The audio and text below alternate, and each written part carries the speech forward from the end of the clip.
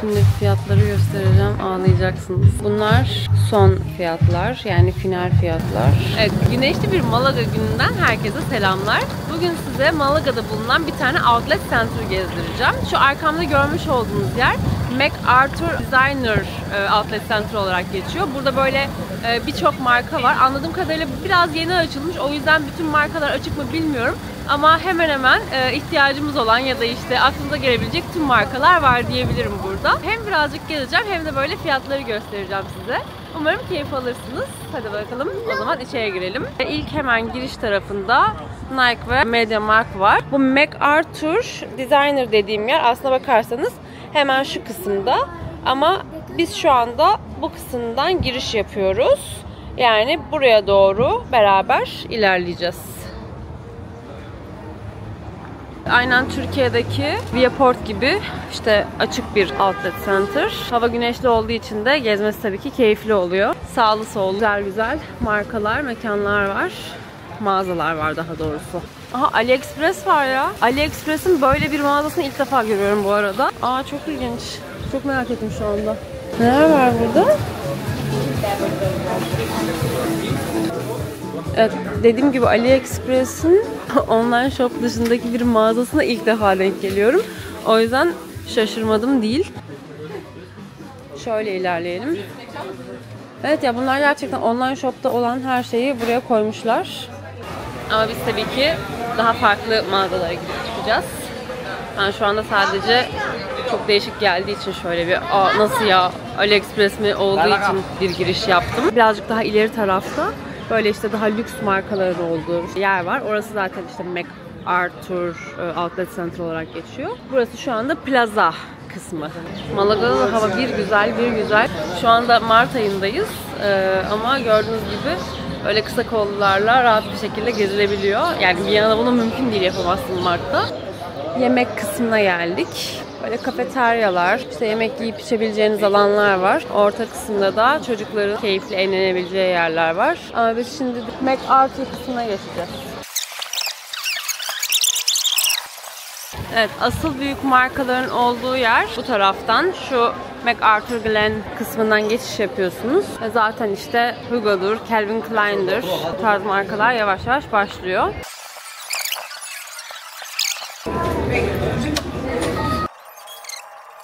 Mesela şu anda Gent'e girdik. Burada mesela fiyatların üzerinde normalde şehir içi fiyatları yazıyor.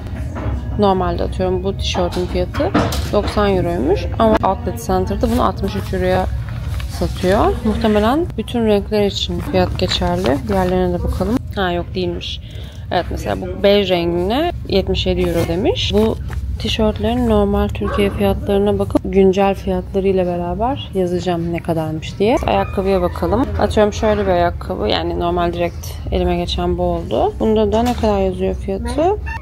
140'dan 98'e düşürmüşler. Bu ikinci fiyat, uygun olan fiyat. Bu alışveriş merkezinin, yani bu Outlet Center'ın fiyatı oluyor.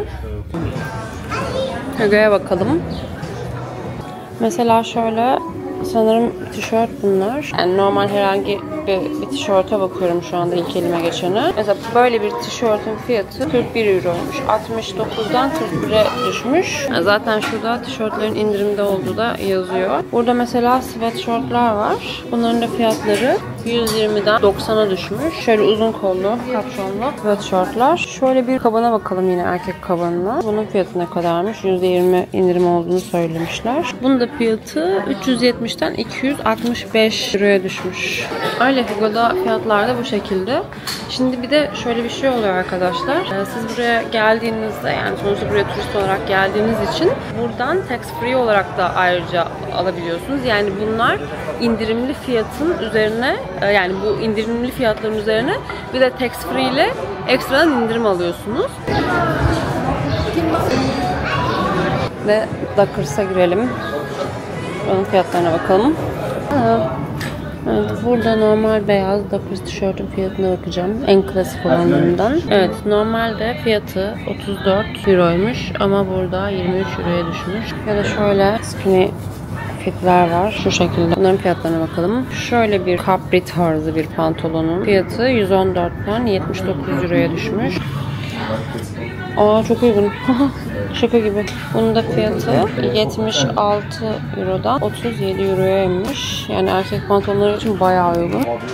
Evet, şunun fiyatını buldum. Şurada yazıyormuş. Bu görmüş olduğunuz yeşil yelek. Evet, 129 Euro'dan 64 Euro'ya düşmüş. Yani gerçekten uygunmuş bayağı.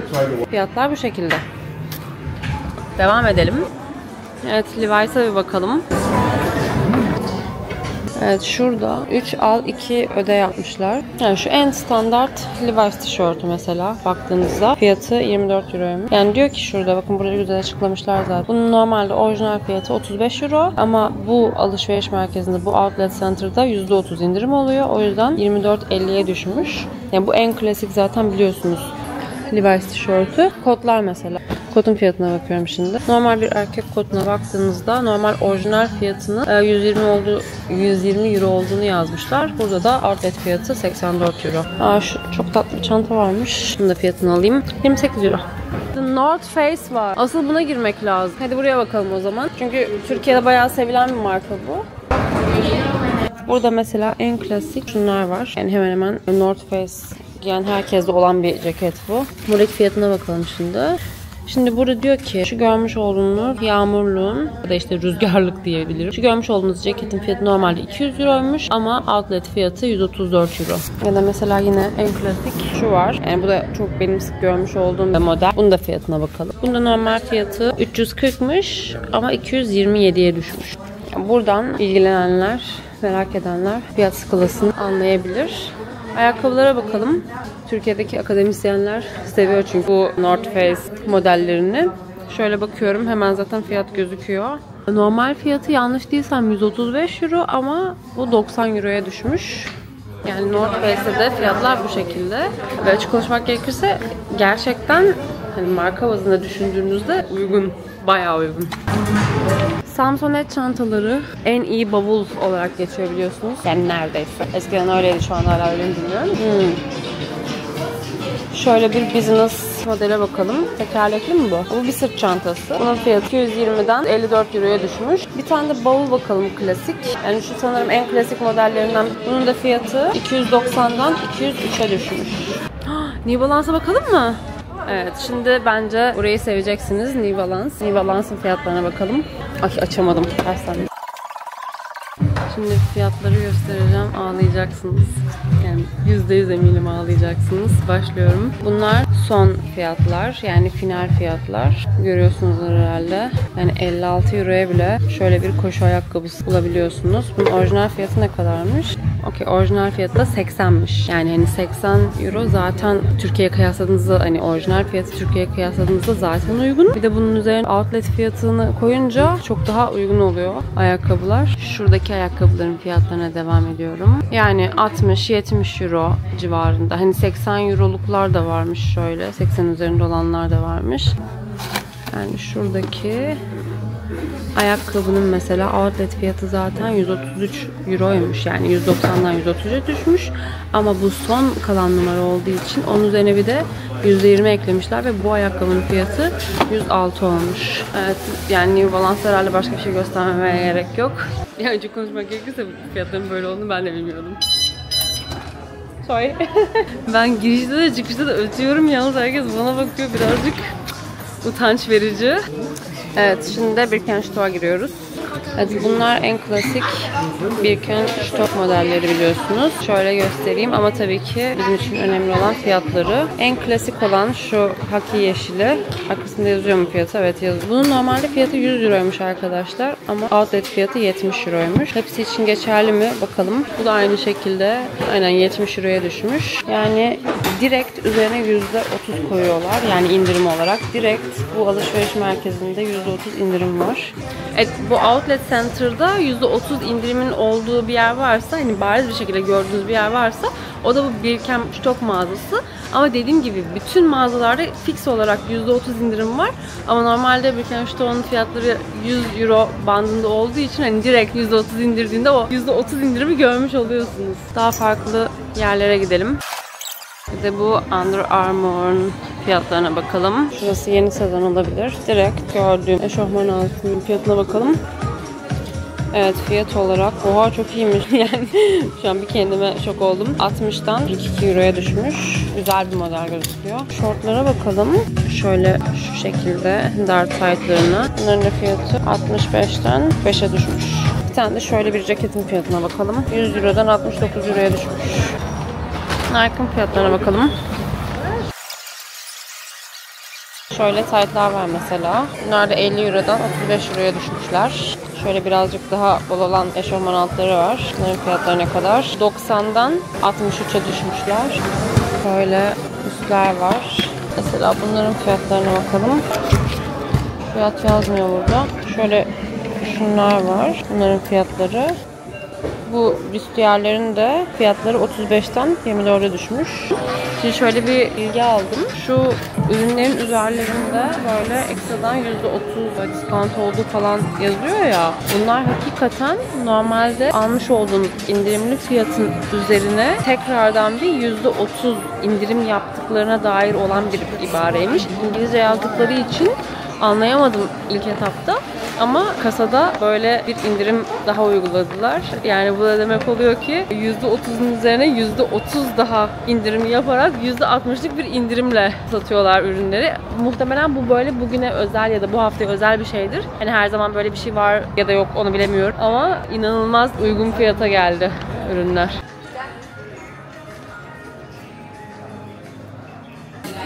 Şu kısa montların fiyatlarına bakalım. Bu sterlin olarak yazıyor burada niyeyse. Bakayım başka yerde de öyle yazıyor. Evet, burada sterlin olarak yazıyor. Gerçi şurada outlet fiyatını 77 euro demiş. Şöyle bir cekete bakalım. Bu da 130 eurodan önce 90 euroya düşmüş demişler ama özellikle bunun üzerine bir de 63-64 euro olarak etiket koymuşlar. Bir de Vans'ın fiyatlarına bakalım. Ayakkabıları genelde seviliyor. Burada üst giyim de var. Önce ayakkabılara bakalım. İleride böyle promotion yazmışlar. Bakalım gerçekten promotion mu? Şuradan başlıyor mesela. Üste orijinal fiyatlarını yazmışlar. Alta ikinci outlet fiyatını yazmışlar. Şu şöyle fermuarlı boyunlu şeylere bakalım. Bunlar da 80'den 53'e düşmüşler. Eğer Malaga'ya gelirseniz ve böyle vaktiniz varsa burası, bu outlet center Malaga'dan böyle bir 10-15 dakika uzaklıkta bir mesafede. Hani tatile çıktığınızda eğer alışveriş moduna girebiliyorsanız ve seviyorsanız da hani böyle alışveriş yapmayı, o zaman uğramanız gereken yerlerden birisi diye düşünüyorum. Bu outlet center'ın hemen hemen aynısı Viyana'da da var. Daha doğrusu Viyana'ya 1 saat uzaklıkta Pandorf isimli bir alışveriş merkezinde de var. Öyle.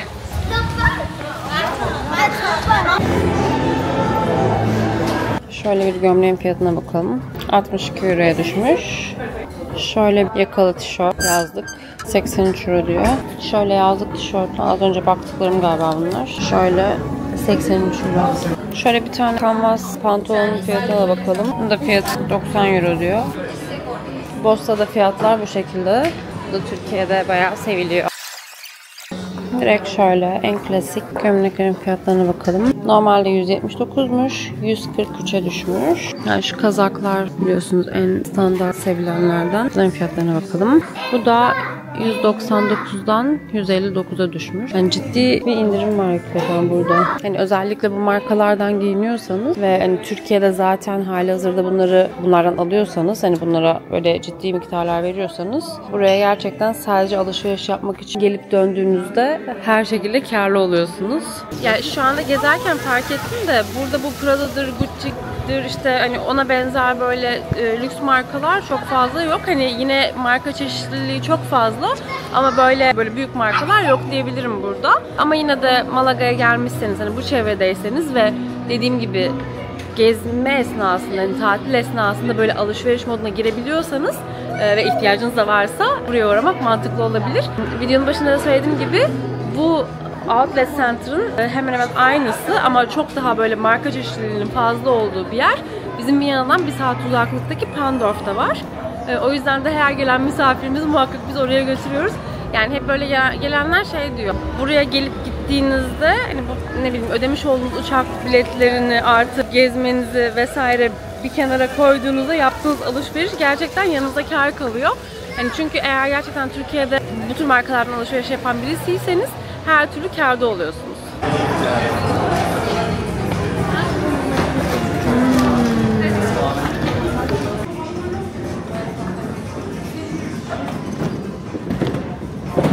Aa, şu kazandıran ceket değil mi ya?